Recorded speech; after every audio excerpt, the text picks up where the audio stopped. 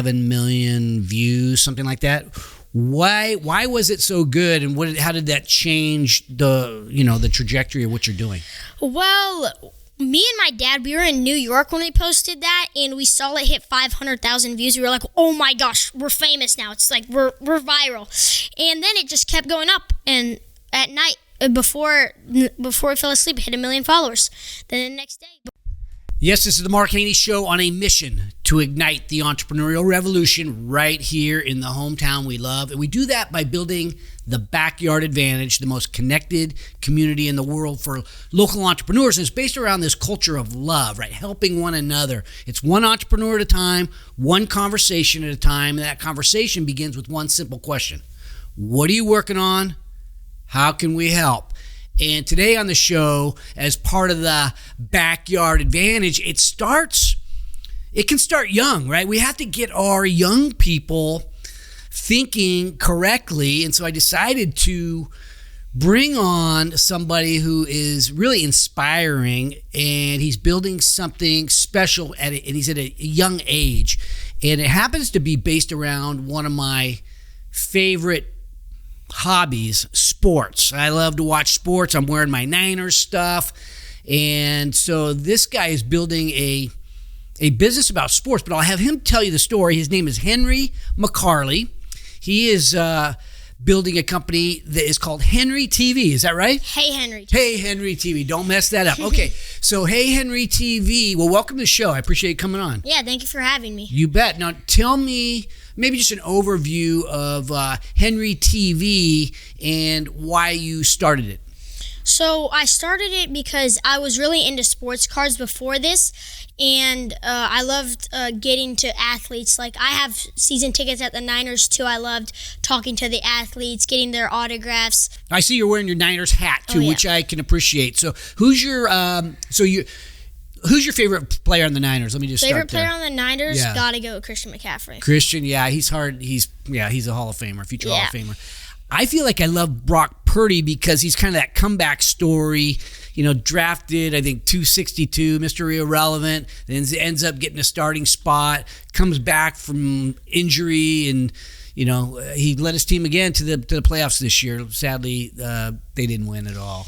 Yeah. Seahawks kind of. Yeah, I don't like the Seahawks. Yeah, I wasn't rooting for the Seahawks either because they're a direct adversary of the 49ers. So I rooted for the Patriots, but they couldn't. I mean, Seattle's got a great defense. Yeah. And, Patriots got a great defense, too. It's just their offense couldn't do anything. Mm-hmm.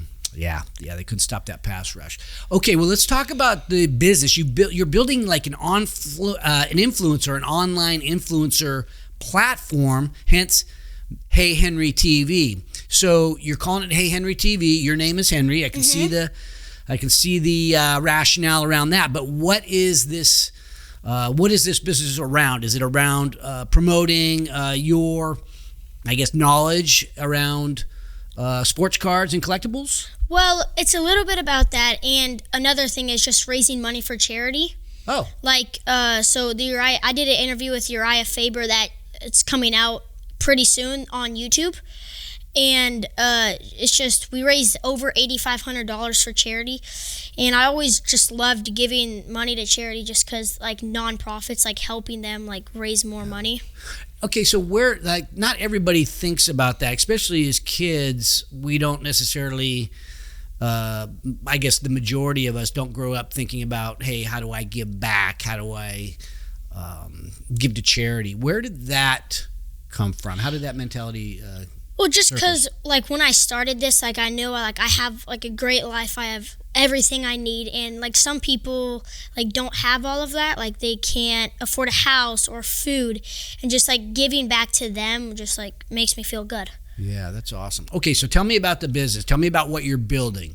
So I'm building is where I get a card, and there's, like, what's happening is I get a card, I get it autographed, and then I do like the interview, and then they pick a charity. I do the interview with the like the owner of the charity, and then on Whatnot, we're either going to be doing auction off the card. So like when we did it with Urijah Faber, we did it on Whatnot. We had like 100 people in the stream, and a bunch of people were like tipping.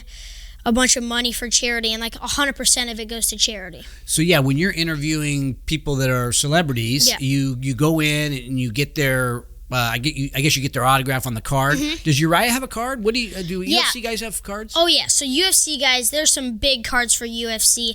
It's just the boxes are hard to find because there's not a lot of Topps doesn't make a lot of UFC boxes. But yeah, Urijah Faber has some cards.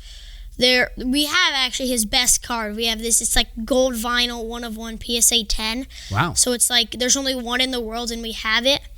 So we almost cracked it and got it autographed, but we didn't want to regrade it. So you go in and you're building an influencer network. So you record it when you go in and do an interview, and then do you post that online, or how does that process work? So what happens is we do the interview, and then it gets edited, and then the parts that are already edited we post out like behind the scenes or like little bloopers, and then on YouTube that's when like the full it's like 25-30 minute video comes out, and that tells you at the beginning.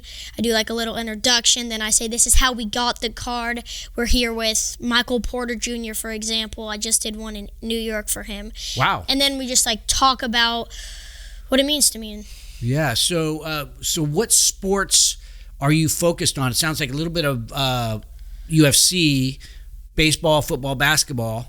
Is there anything else? Who else has cards? So my main is football, baseball, basketball, or football, basketball, baseball. Mm-hmm. And my dad actually got me into UFC. Like I knew Urijah Faber. I hanged out with them.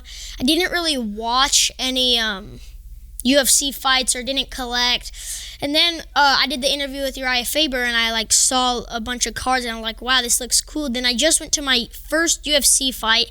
It was the Sean O'Malley Song Yadong one, and I mean, wow. Whoever was scoring that UFC fight, I don't know. Yeah, Song Yadong beat him in the second round, and then Sean O'Malley beat him in the third, and I don't know. So you think it was bad? The ref did a bad job. Yes, and I think because when Sean O'Malley was coming out the tunnel, the entire crowd was chanting Sean O'Malley, and there was only like maybe 100 people in there cheering for Song Yadong.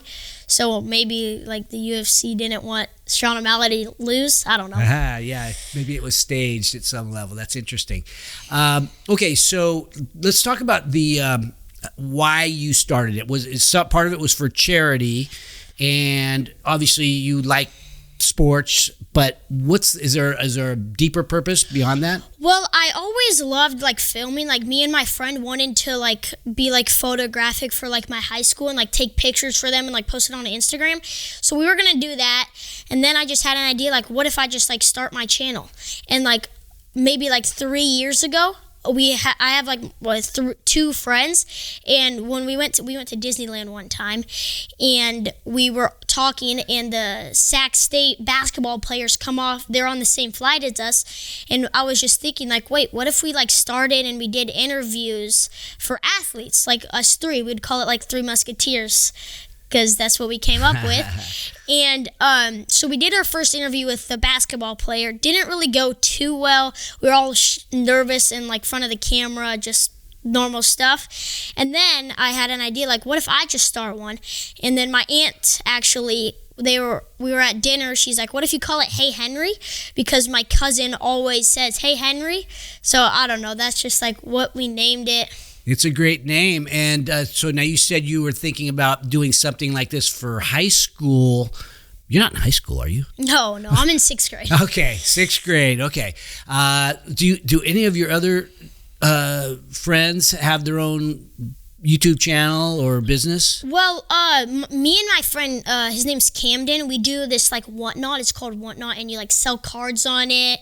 So I got my friend into that, so now we're both like big on Whatnot. We sell a bunch of cards on Whatnot, and we actually are maybe going to go to the LA card show this weekend with my friend.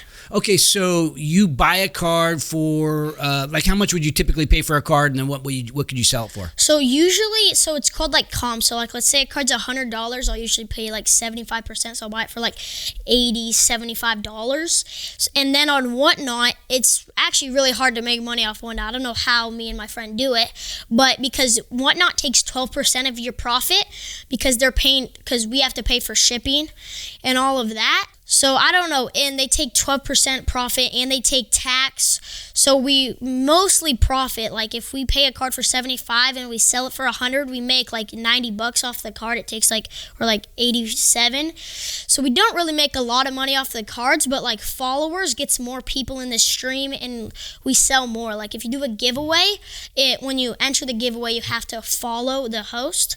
So I've actually got a lot of followers just because of my giveaways. Like one time my dad took over my Whatnot, gave away a $500 card. I had 800 people in my stream. It was a wild stream. And I was getting so mad at him in the background. I was like, Dad, what are you doing? That's a horrible card to run. I don't have enough people in. And he ran it. I lost money on that one, but then I made a lot of money off the other cards. And I was just like, after that show, I was thinking like, just like if you lose a little on one card, you're going to make more on the other, because then people are going to think like, oh, this kid's giving out steals.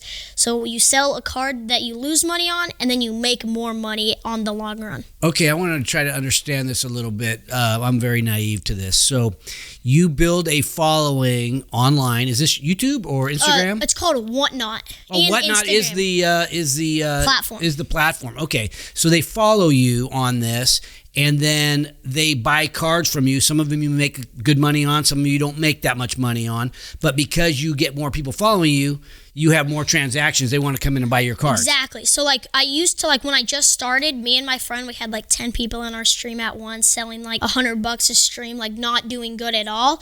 And then when my dad came on, that's like when my Whatnot got big. I mean, it was big before. I had like 80 people on my stream. Like I kept building it up with the better giveaways and all that stuff. And then when my dad came on, just blew up. It's like 1,000 followers. I gained 1,000 followers that stream, made a lot of money off of it. And I mean, yeah, so it's just like... You made money though from selling cards. Yes, so it's not like YouTube where if the more following and the more views you make money. You don't make money off that. You make money off like selling the actual card. Oh, wow. So you have to own the cards though. So you're selling cards that are already in your inventory. Exactly. Okay. So I used to have a lot of inventory. Then I like sold it all. I have a lot of inventory, but not compared to what I used to have. So like I used to have a lot of variety, basketball, baseball, all of that. I mean, mainly football though. Like football, I had tons of cards. I'm trying to get in more of baseball and basketball because I know all about football. I think like... So you got to go out and buy cards, try to find a deal on cards. So part of the business is go buy the card as cheap as you can, buy low, sell high. So where do you go to buy the card and get a good deal? So like, you know what I was saying? I was going to the LA card show. Like there's at least 500 people there like at a table, and they show out all of their cards, and people go up and say, hey, I'll give you this for it, and they negotiate. Like that's a big part of cards, is people negotiate for 30 minutes. Like on my it was on like my birthday, I'm pretty sure. We went to this card show, and I wanted this card really bad because I believed in Travis Hunter, but it didn't really turn out the way I wanted it to. So I negotiated with this guy for at least an hour. He was saying like, I'll give you $5 off. I'm like, no, I want $20 off, because the last one of this that wasn't number match did like, I don't know, like let's say $300, and he's asking I'll do $500 for it. I'm like, there's no way a number match can make it that high. So we were negotiating for a while. We finally got a deal done. He did get the better of me because I just wanted to get out of there. Yeah. Everybody was gone. It was just the table and my family.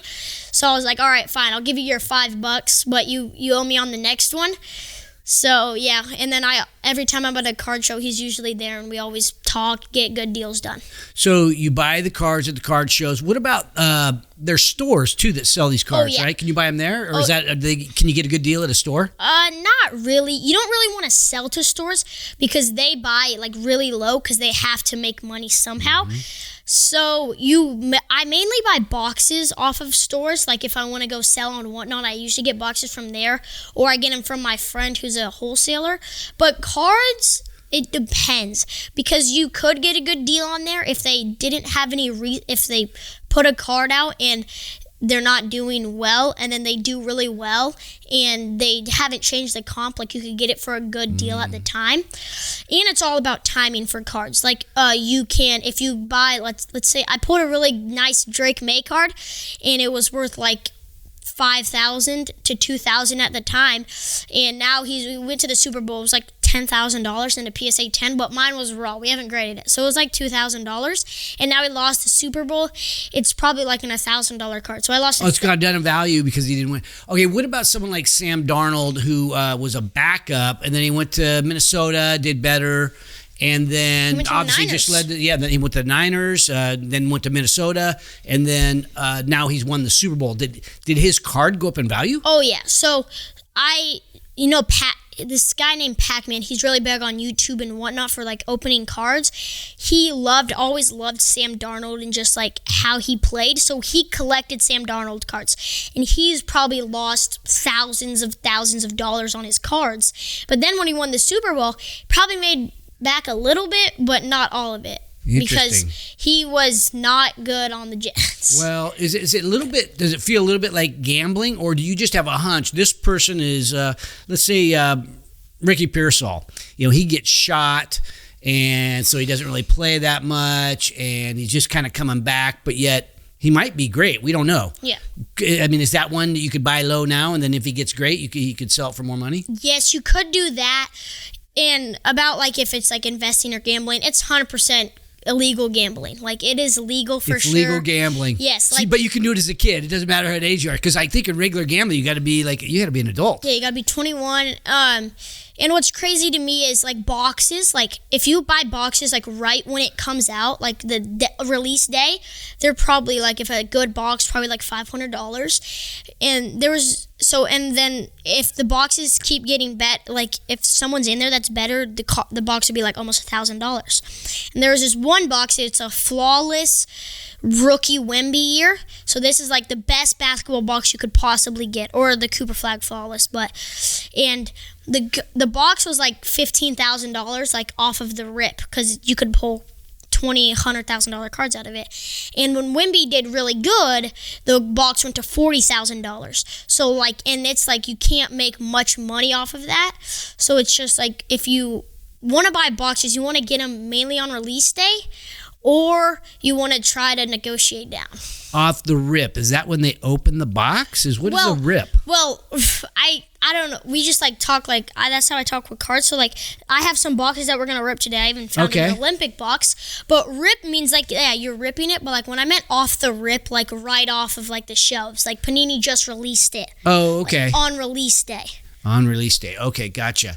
Okay, so this is gambling for kids? I mean, are you one of the young guys doing it? Or because I would imagine it's mainly adults. Yeah, it's mainly like 16 to 25-year-olds, or actually older. Even guys my age still love cards and stuff. Yeah, but like my age, there's not a lot of kids who are like doing what I'm doing and made how much money me and my friend have made off cards. Because this is what we do. We go to school, we do our sports, and then we do our homework, and then sometimes like late at night, if I convince my dad to stay up late, I usually do like an hour whatnot stream, sell 100 cards maybe, and just ship them. So your friend is Camden, and so he inspired you, and then it sounds like you do some of this together, but you have separate businesses. Yes. So my whatnot is called Hey Henry TV, and then his is Camden's Cards too. Okay, so when I was a kid, we would go into like a little store and buy a pack of cards, and you'd get like, I want to say 10 cards, and you get a piece of gum. How much gum do you have? Did you get a bunch of gum with all those cards you bought? No. No, they don't do that anymore? No, they don't do that anymore. But out of those packs, there's a card in one of those that sold for $12 million. Oh, my goodness. Yeah, so like, did you have a Mickey Mantle card?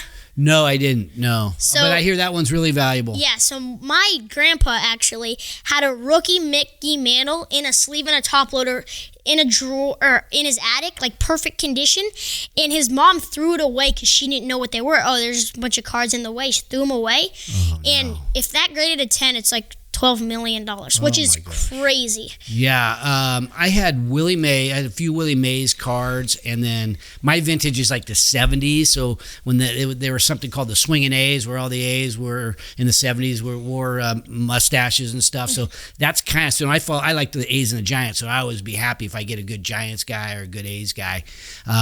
But sadly, I don't have those anymore. It's a little bit like is it your grandpa? Yeah. Yeah. Okay. Yeah, it happens. So Okay, I want to get to know you beyond the cards for a second, and then we'll talk up, maybe we can open up your cards and stuff like that. Mm-hmm. Okay, so what's your favorite sport? Football. You played football, didn't you? I played tackle football, and I played baseball. I played basketball, You golf. played for Oak Ridge? Yeah, Oak Ridge. Yeah, I remember talking to your dad about you playing tackle football. Was this your first year playing tackle football? No, it was my 4th year. I started in 3rd grade. Oh, my goodness. What's your favorite part about tackle football? Probably just like hitting people. Yeah. Like when my brother, before I went to college, we always did like wrestling on the trampoline or like in our rooms. Like, we always like fought each other just for fun. And I had a dream or not a dream, but like I really wanted to play tackle football because one of my other best friends, his dad's like one of the coaches for Oak Ridge. So we always went to the high school practices, watched them play, went to all the games. We loved the sport. My dad and Gage's dad, they talked it over. They were like, okay, we're going to let him play. So when we played, we had a great time, really fun. And some people don't like the hitting. No, yeah, I don't know. Some people like more into golf and basketball. I mean, basketball is still a rough sport if you play it because like people could get rough in it. Well, not like football, though. Not like tackle football. No. The practices had to have been pretty hard. The coaches run you a lot to get you in really good shape. Oh, yeah. During like tryouts, we ran at least 2 miles of practice, maybe a little less, but like we were running up and down doing tryouts. sprints. So they had to make cuts. They had too many players for. Yeah, we had like 80 people on our team. Oh no! And you only get to I coach tackle football too. You only get to keep like 35, right? Yeah. Well, we get to keep 50 because we have red shirts. Okay, so you got like a practice squad type Exactly. thing. We have practice squad. More kids get to play. Exactly. And like on the sideline, we get the jersey and all that stuff. Yeah. But yeah. So actually what's crazy is one year I got redshirted and they put me in one game because I was the younger kid on the team. I got redshirted because I was like one of the smallest, but like doesn't matter. I didn't try my hardest in tryouts because I thought, I'm automatically gonna make it because I made it last year. Just like I was too cocky about it. And then when they put me in for one game, I was like, I've been there all practices, practicing 100% effort. And they put me in a game. I got an interception, 5 tackles. Whoa! And I made a guy for fumble. red shirt. How nice. Okay, so there was a time when I was 12, and so about your age, and it was baseball, and I thought I was a pretty good baseball player, and they started calling off all-star team, and so he's like from the A's, Robbie Bosco, and then they kept going, and my name never got called. It was. I think it was one. Obviously, it still shaped me. That was 51 years ago, and it still affects me. You not making that team, obviously you have a comeback story to tell, but what was the feeling when you were redshirted? Well, my dad got the email. I actually started crying because I was so mad. And the coach is a great person. And I think because he said I wasn't running it as hard as I could, and I could actually tell him like I wasn't trying as hard as I can, 100% effort like they tell you to, because I made the team last year and I thought like, I'm gonna automatically make this team. So, and I didn't make it, and I was like, wow. I was like really bummed. I was like, wow, I don't want to play football anymore. Like, I'm done playing. I just want to play basketball and baseball. And my dad actually said, yeah, you could quit if you want, but that's going to stick with you for the rest of your life. And I was like, okay, fine. I'll go to the practices. I know I'm not going to play a lot, but I'll still go. And I practiced every day. I actually did trainings like with my friends. We went to the field, practiced a lot, and I finally got a couple chances to play like when it wasn't really good teams, and I actually did really good when they played me. And yeah, it's just like, don't quit, even though like you bounce back stronger, kind of. Yeah. Wow. I love that you learned a lesson that young. That's the type of thing that can stick with you. You know, building this business, I'm sure you're having challenges. There'll be challenges, and you'll be, might be embarrassed about something. You've lost money on cards, but there's all kinds of challenges in life and in building businesses for sure. So the fact that you are learning some of those basic principles of how to win or how to bounce back, that's enormous. So I'm really glad. Sounds like, I guess I got to hand it to you and your parents for the way you did handle it. Obviously, you admitted that you were a little bit cocky or overconfident, but it wasn't like you didn't quit. And nowadays, parents tend to be protective over their kids, and my son didn't make it, and that's not fair, and he made it last year, and all that. You see parents doing that. I coach. I never had those parents doing that to me, but I've heard about it. I've seen it, and the fact that you learn that life is not easy when you're little and when you're young, to me, that's enormous. So congratulations on that. And I guess I hand it to your parents too. Congratulations to your mom and dad for not spoiling you in that way. Yeah. So that's cool. Okay, so football, to me, that's the best sport because you get smack into people, and obviously hitting a baseball is fun. If you're a good basketball player, I'm sure I was never that good at basketball. Tell me about your family. We've talked a little bit about your mom and dad, and I know them, but you have you got an older brother. Yeah, I have a brother. He's at GCU right now. Okay, Grand Canyon University. Yep, he went to college, and then my sister's 16 or 15. She's about to get her driver's license. I don't know how old she is. Is she into sports too? She plays volleyball. She used to play competitive volleyball, so now she's just doing beach volleyball. So Nice. it's like, My granddaughter's 15, and she does beach and comp. She also plays softball, so I get to go out and watch it. It's fun. Yeah. I like the beach. Personally, I like watching the beach more because it's 2-on-2 and you get a lot of action. So if you're in the game, you're in the game and it's a workout. because you're always in it. Like, let's say baseball, you get subbed out most games. Or you get the ball hit to you, twice a Exactly. game. So in volleyball, most of the time you're always in and you're always doing something. Like, even if on the sideline you're doing chants or Okay, so within your family, so there's 5 of you, and you live in El Dorado Hills. Yep. And what's the name of your school? District Christian Academy. District Christian. Okay, I've been out there. I think I spoke to one of the entrepreneurial classes out there a few years back, and your older brother, I think, might have been in that class. He had like a beef jerky business or something, didn't he? Or is that you? Parks. Me and my friend want to take over because he made bank off that. It takes a long time. It takes like 18 hours to make one batch. Yeah, but they're teaching entrepreneurship at your school, which is kind of unique. In other school, like my grandkids go to a school where they don't really talk about entrepreneurship or making money or things like that. It's more math and science and PE and horsing around. Yeah, so we do math and science. It's just our school is based on leaders. So we do like a leadership academy, kind of. That's what we sort of call it. And so we get like time. So we get an hour, or not an hour. We get like 2 hours a day of conquer, like crush, like doing our schoolwork.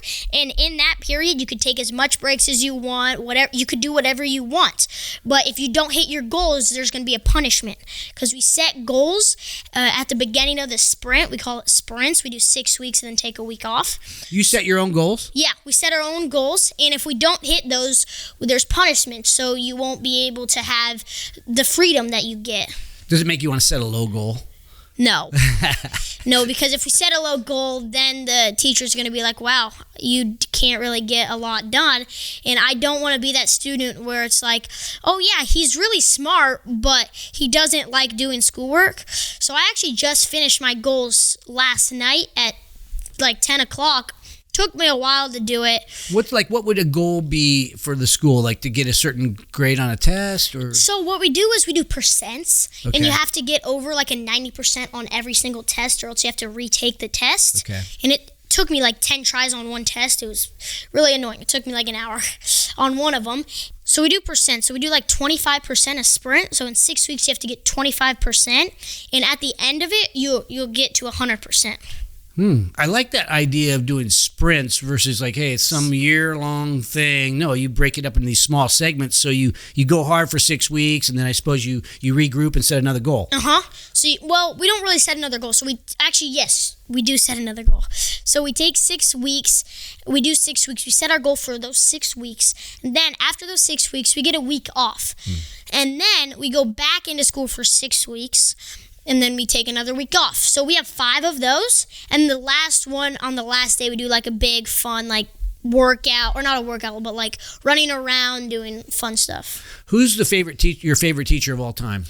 Of all time, I gotta say Justin McDonald, my teacher right now, or Miss Lisa. Those are my two favorite teachers.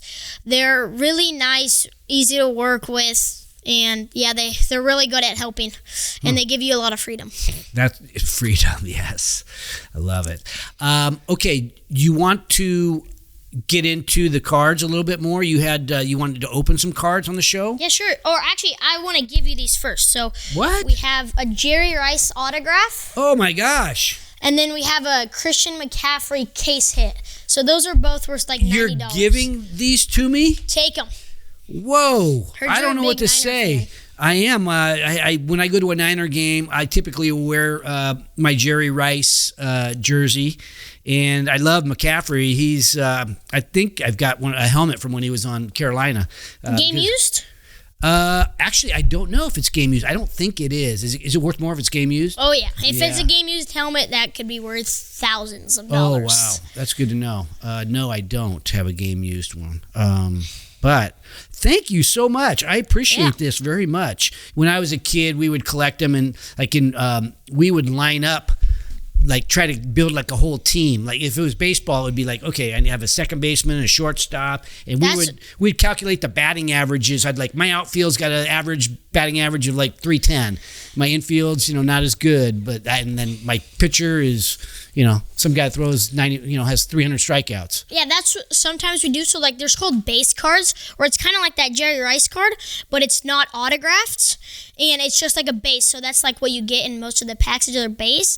So we keep all of our base cards usually, and we play games. Like we say, we're going to do there's like a horse race game, and we get all of our base cards because they don't matter to us, and we do the horse game. So we bet, okay, I'll give you this 50 cents card. You got to match it 50 cents, or you got to raise to $1. So it's just like, yeah, it's really fun, and we bet our cards for like cards that don't matter to us, and it's just like, yeah, it's really fun. Well, thank you very much for these. This is really nice. These are, obviously McCaffrey is a future and this guy's in the Hall of Fame, so a couple of Hall of Famers. These are worth $90 a piece? Maybe not the Jerry Rice. The Christian McCaffrey is like $85, $90. Why is it worth more? It's if you see like the honeycomb on the outside, that's a case hit. So like when you get the boxes, there's a chaser card. Like when I opened a box, I was chasing a Drake May autograph. I hit the chaser card. That was one of the best chaser cards I could hit, and the CMC is a chaser card, so it's a case hit. It's the best one. It's like the insert that you want to get. And it's this card's not autographed. No, but it's worth more. Yes. Yeah, so there's some cards that if they're non-autographed, they could be worth more, but then if they're autographed, they could be worth more. Well, the place I go to Cabo like 5 times a year, and the place I go told me, we were just talking because you get to know the people. I've been going there for a long time, and they said that the McCaffreys go there as well. I've never seen them there, but apparently they're super, super nice people. So maybe with your, as you build your brand and everything, I heard this guy is just a really nice guy, and the family is super cool. So maybe he'll autograph a card for you someday, huh? Let's that hope. makes it a lot more? More? It depends on the card, but yes, it can. Okay, but if he autographed this one because it's a nice one, it might devalue it. It would maybe devalue it. I don't know. We'd have to look it up because there's autographs that like come in the box and it's like an autograph, like they autographed it. But then if you have a card that's non-autographed and you go and get it autographed, you have to get it authenticated. But the Jerry Rice card, I have a picture with him, like him, and a video of him autographing it. So it's a real autograph. But most of the time, like if you're selling at card shows, you want to get them authenticated, like PSA authenticated, so then people know, oh wow, this is actually a real autograph. Oh, okay. You want to open these ones? Is this now this? You want to do that right now? Yeah, sure, let's do it. Okay, good. Here's this one. So we're chasing like Color Blast, and last time I opened this one, I got like an $80 card. It's a $30 box. You're chasing Color Blast. It's called a Color Blast. So it's all white. Oh, that's all they're thicker. Oh, those are packs of cards inside there. Okay. You grab the back and you open the back from it, and then it just tears really easily. Well, you could open it wherever you want. It doesn't really matter that much. Okay, so it says 4 cards are inside, and we're chasing, let's see, we got DK Metcalf. Oh, we got a Colston Loveland rookie. Hey, Lenore. Drew Brees. Nice. Oh, that's awesome. Here. That guy's now an entrepreneur. He's a Hall of Famer. He's now he just got made the Hall of Fame. And Yeah. He's an entrepreneur too.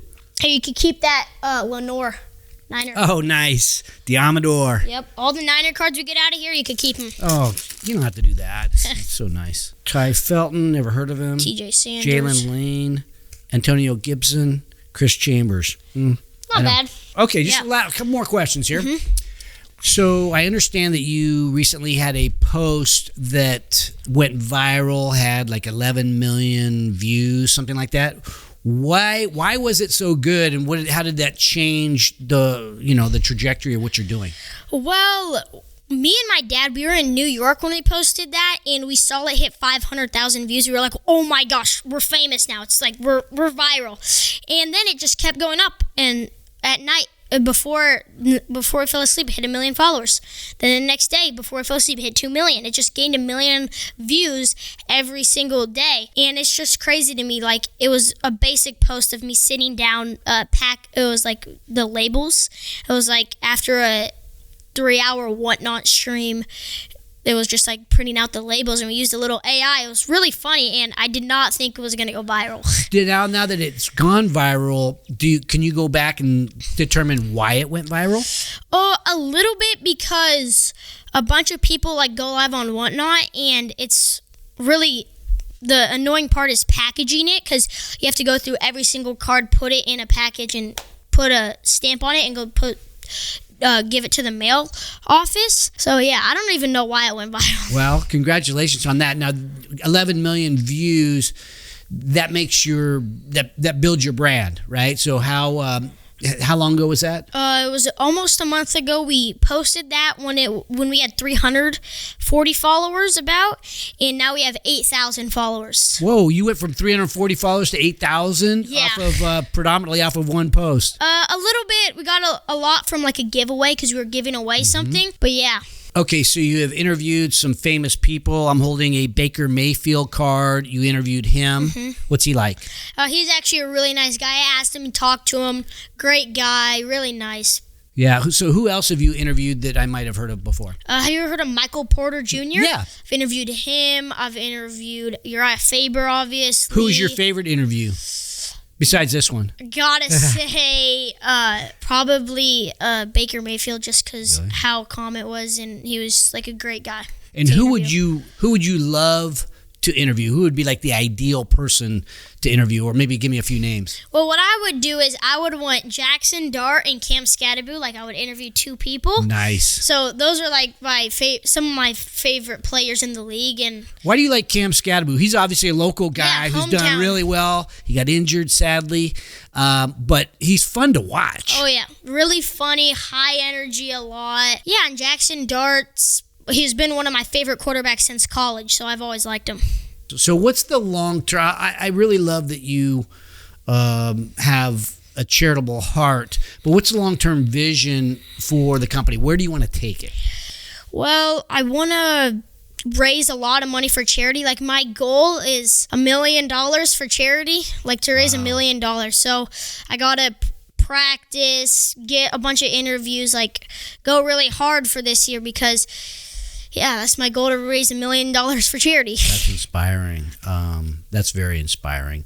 Any advice for, I guess, up-and-comers, people that are seeing you and they see you, like you've got to be making all kinds of sacrifices. You could be doing a lot of stuff. Here you are on the Mark Haney Show. You're out building a business. It's consuming, I'm sure, and I'm sure it's not easy. But any advice for people who are thinking, hey, that sounds cool? Well, I mean, a lot of people like get really nervous in front of the camera. Like, I saw this girl was posting something for Town Center, and me and my friend just like looked at her for a second. She was like, "Oh, I can't do this because people are watching me," and it's just like, I don't know, like, who cares what other people think? If you're having fun, just have fun. I don't know. Be yourself, have fun. Oh, how can people get involved and help you?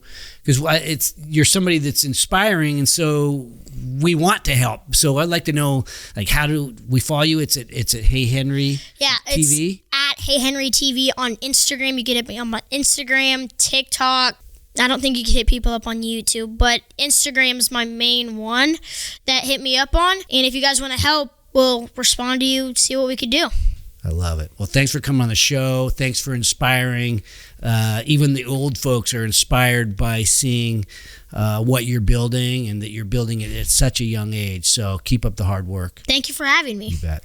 Thanks for watching today's show. My goal for every episode is that you find a takeaway, something tangible you can use in your business today. And if you have a comment about a favorite takeaway, feel free to put it in the box below. And if you have a topic that you'd like me to bring up on the show, don't forget to let me know. And also, don't forget to subscribe to our YouTube channel if you want to learn more about entrepreneurship. Because at Haney Biz, we are always by your side.